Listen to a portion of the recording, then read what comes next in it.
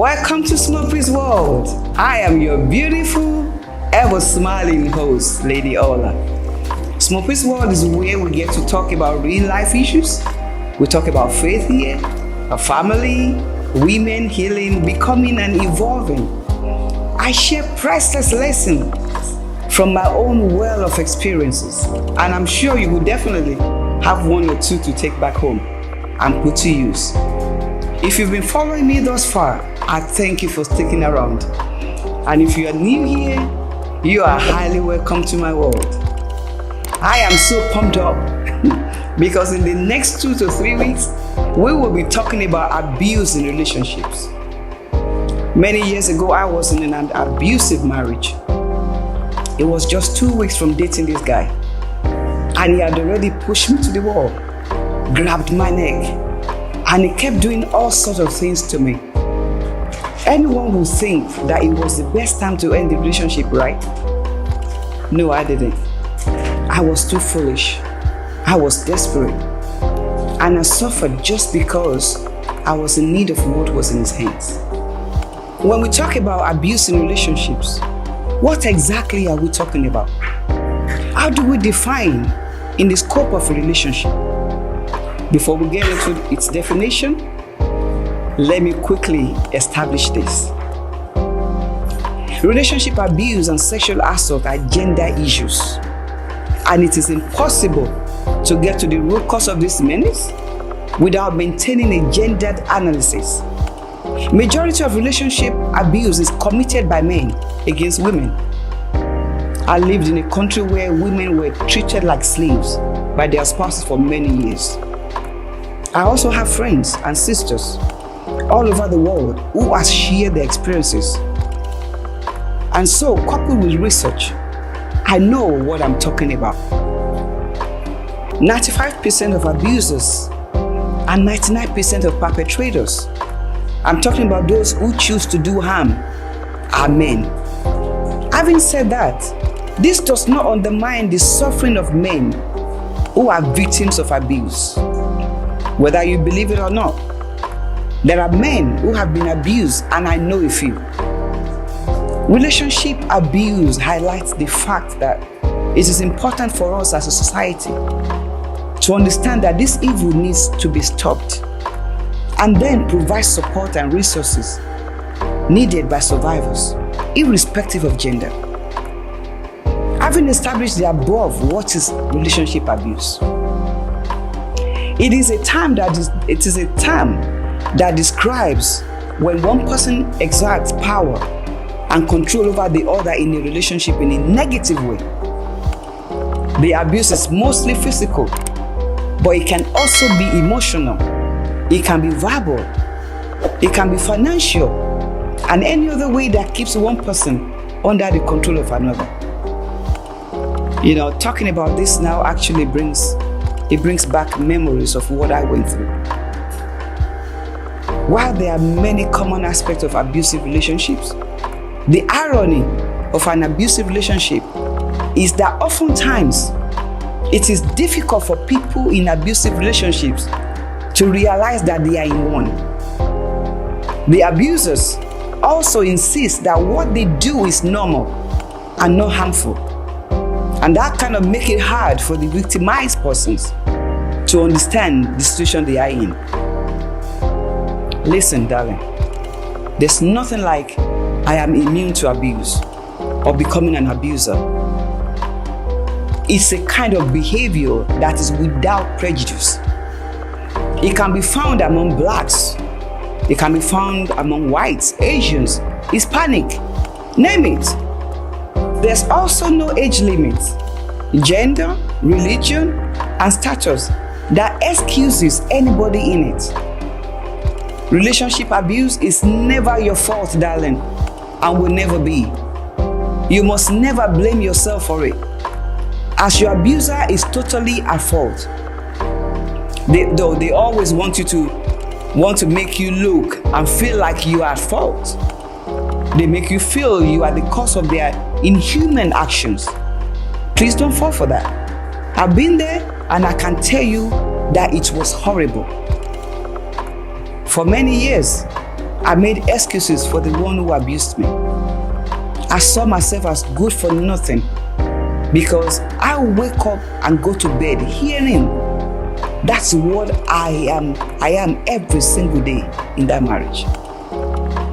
So, darling, don't let nobody talk you down and reduce you to nothing.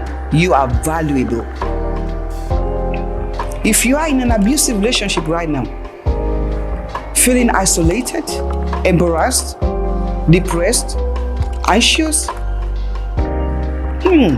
maybe sometimes suicidal thoughts, or you've gotten hooked on things like food, hard drugs, and other things that you think will keep you or keep your mind away from reality, I need you to get help. Please get help. Talk to a counselor. Talk to a therapist. Thank God for the level of information we now have on the internet. We have online helplines that they are ready to help individuals that are dealing with abuse. You are so important to you. Don't forget that. You owe yourself to make sure you are treated the way you want to be treated. If you allow people to treat you the way you don't want to be treated, you have given them power to control your life. Please rise up and fight for you.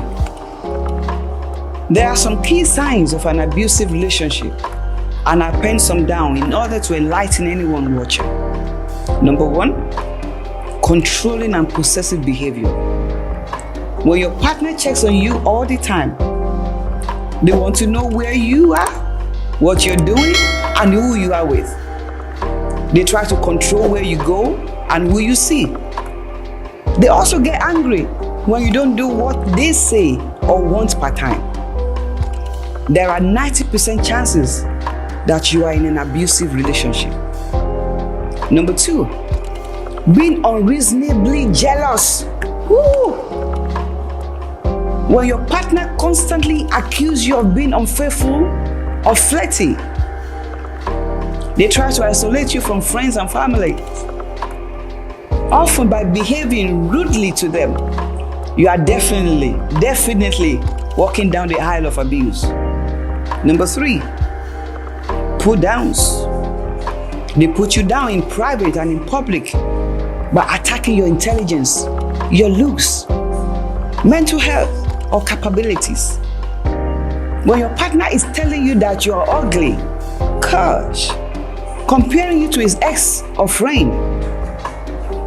When your partner constantly blames you for the problems in your relationship and for their violent outbursts. When you hear them say things like, no one else wants you. When they tell you they are doing you a favor by being with you. Sweetheart, I'm sorry to tell you that you are in an abusive relationship and you need to run. Number 4, threats. When your partner threatens you with words like, if you leave me, I will kill you and kill myself. When you're being yelled at like a little child that doesn't know what he or she is doing. When they threaten to use violence against you, against your family or your friends. When they destroy your valuable things. There's abuse growing deep in that relationship. Number 5, physical and sexual violence. If you're pushed, you're grabbed, hit, or thrown to the wall. If you're forced or tricked into having sex or doing things you don't want to do. If they leave you with bruises, black eyes, sweetheart, you are in an abusive relationship and it's time to pack your bags. Please don't wait until an abuser puts you in the grave. It will be too late then. We lost a powerful singer in Nigeria a couple of years ago who was in an abusive relationship. He continued for a long time and she didn't tell anyone about it. She lived in a country where talking about being abused felt like shame and she couldn't get help until the man killed her. Whether you're a Christian, whether you're a Muslim, whether you're Buddhist or you don't even believe in anything. One thing you must learn to do is end a relationship where you are no longer valued as you should be. It is better to end the relationship than allowing someone to end your life. As for abusers, there are certain characteristics that they display. An abuser, most of the time, can be incredibly charming, especially if they're trying to make you or other people see them in good light. When you see my ex, you will never believe that he was a monster in designer clothes. The day my brother witnessed one time that he beat me like my tongue was literally cut into two and I was bleeding badly.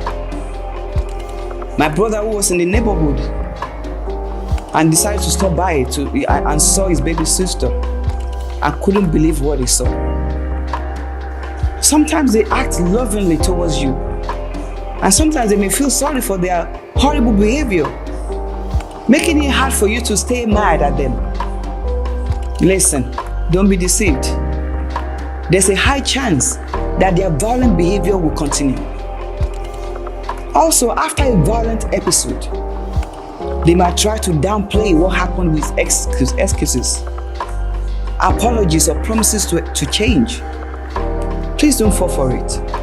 As a matter of fact, it is very difficult to completely get rid of abuse in relationships unless God steps in. If not for God in my past abusive marriage, I do not think I will be here today talking to you about it. Seek God if you are a Christian, and seek professional help and support. So as I round this episode up, let me leave you with this. You are the custodian of your own life. Choose who and what you are allowed in your space. Can I say that again? You are the custodian of your own life. So choose who and what you are allowed in your space. Thank you so much for tuning in today. Please know that you're special to me. Kindly don't forget to like, comment, and share. I would love to hear from you. Let's reach as many people as possible that are in this situation. Follow me on Instagram at I am Smoppy. Facebook, it's Smoppy Aigbogun. On TikTok, it's Lady Ola. On YouTube, at Smoppy's World. And on Spotify, at Smoppy's World. See you in my next episode, where I will be talking about the different kind of relationship abuse. Until then, stay strong, stay loving, and stay joyful. I am Lady Ola. I'll see you soon.